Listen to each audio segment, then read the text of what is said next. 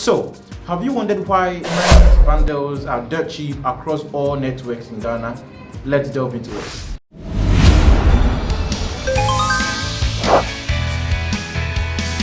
So, telecommunication networks are legally obliged to keep their services running 24/7.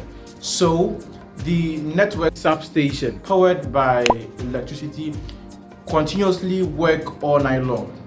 This implies that the cost of operating those machines or the cost of electricity still builds up at night. So, to minimize costs due to the low patronage of their services at night, these companies lower the prices of their data bundles and calls to entice or attract customers to purchase, thus earning them a little profit or revenue to meet the cost of electricity generated at night.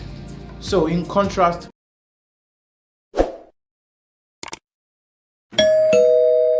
the charges are reverted to the normal charges during the day because that's when most people are active on the networks, meaning there's demand for their services, so they can charge their services at whatever rate they want. So thank you for watching. I hope you've discovered something new. Share this video with others and see you in the next episode. Bye.